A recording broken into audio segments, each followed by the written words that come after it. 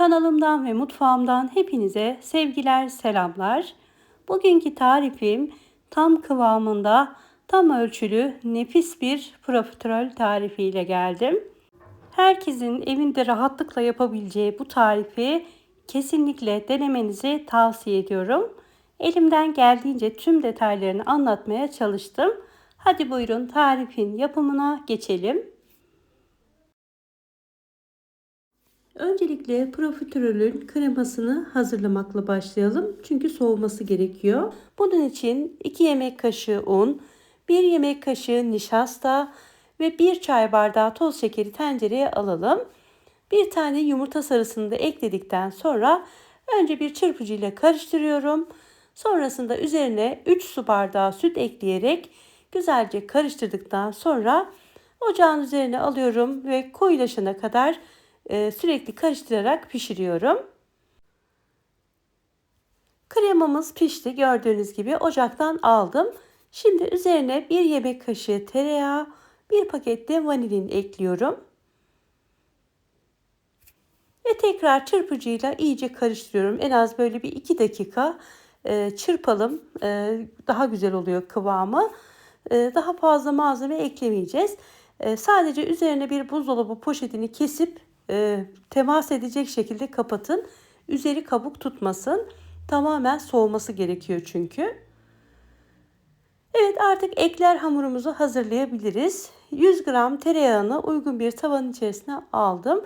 Aynı ölçüde katı yağ da kullanabilirsiniz. Tereyağı eridikten sonra 1 su bardağı su ekliyorum. Kullandığım bardak ölçüm 200 milim. Şöyle bir karıştırdıktan sonra 1 tatlı kaşığı şeker, 1 şimdilik de tuz ekliyorum. Ve karıştırıyorum. Su böyle hafif kaynamaya başladıktan sonra şimdi üzerine 1 su bardağı un ilave edelim. Yine aynı bardak ölçüsü kullandım. Evet, şimdi sürekli karıştırarak 2-3 dakika boyunca unumuzu kavuracağız.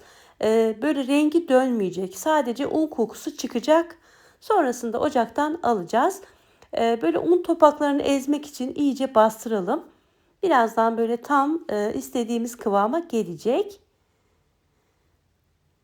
Evet, görüntüsü böyle helva kavurur gibi ama dediğim gibi rengi kesinlikle değişmeyecek. En az 3-4 dakika boyunca kavurmanız yeterli olacaktır. Evet, şimdi ocaktan aldım. Farklı bir kabın içerisine boşalttım. Biraz ılıması gerekiyor. Yoksa yumurtalar pişer. Ilıdıktan sonra yumurtalarımızı teker teker ekleyeceğiz. Önce birinci yumurtayı ilave ediyorum. Mikserle 1 dakika kadar çırpıyorum.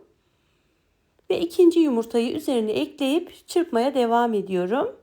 Her yumurta koyduğumuzda 1 dakika kadar çırpalım. İlk aşamada 3 tane yumurta kullandım.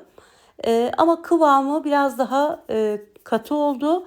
Birazdan bir yumurta akı daha ekleyeceğim. O aşamaları size tabii ki göstereceğim.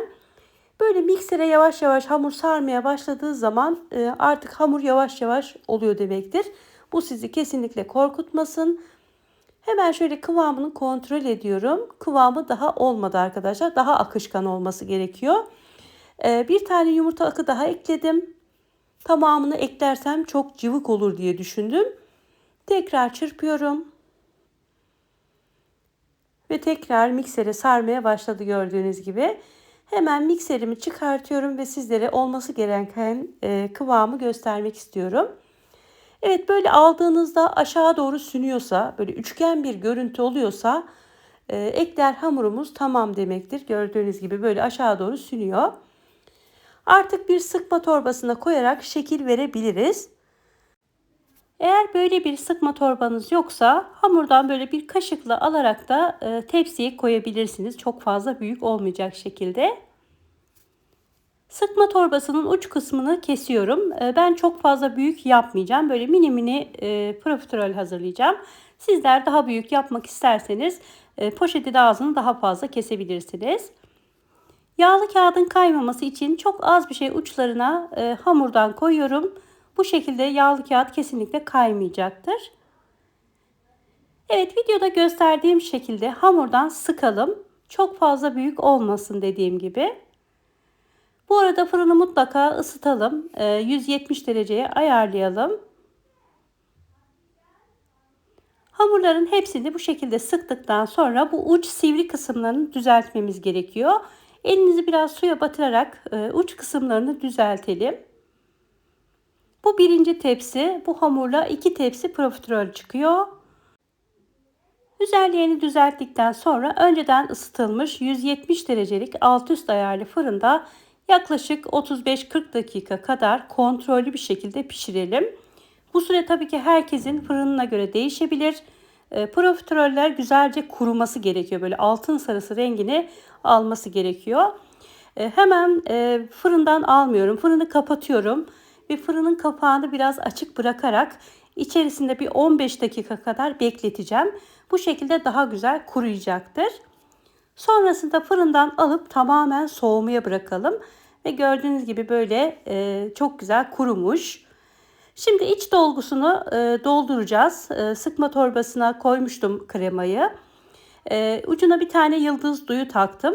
Ve bu şekilde parmağımla açarak içini tamamen kremayla dolduruyorum. Dilerseniz bıçakla kesip arasını iyice doldurup üzerine kapak da yapabilirsiniz. Ama bu şekilde böyle hafif bir delik açtığınız zaman içindeki boşluk çok güzel bir şekilde doluyor. Dilerseniz hepsini kremayla buluşturmadan tamamen soğuduktan sonra saklayarak dilediğiniz zaman kremayla buluşturabilirsiniz. Birinci tepsiyi bu şekilde hazırladım. Hemen servis tabağına yerleştirme kısmına geçiyorum. Hazırladığım kremadan biraz böyle tabağın dibine sıvıyorum. Profiterollerin dağılmaması ve düşmemesi için. Sizler dilerseniz porsiyonluk olarak da servis edebilirsiniz. Ben hepsini bu şekilde üst üste tabağa yerleştireceğim. Ve üzerine bir ganaj hazırlayıp ganaj gezdireceğim. Evet, birinci tepsiden bu kadar çıktı. İkinci tepsiyi de aynı şekilde fırına verdim. Üzerine ben bir ganaj hazırlayacağım. Dilerseniz çikolata sos yapıp ondan da dökebilirsiniz. Yarım paket kremayı ısıttım. Yaklaşık 120-130 gram kadar çikolatayı içerisine ekledim. Ve çikolata eriyene kadar karıştırıyorum. Ve üzerine bolca döküyorum. Dediğim gibi bu aşama tamamen size kalmış. Dilerseniz bir çikolata sos pişirip biraz böyle koyu kıvamlı pişirdikten sonra üzerine gezdirebilirsiniz. Evet, son hali bu şekilde, gerçekten çok lezzetli oldu. Mutlaka denemenizi tavsiye ediyorum. Ve denedikten sonra da bu videonun altına mutlaka yorumlarınızı bekliyorum. Evet, bugünlük de bu tarifimizin sonuna geldik. Umarım videomu keyifle izlemişsinizdir.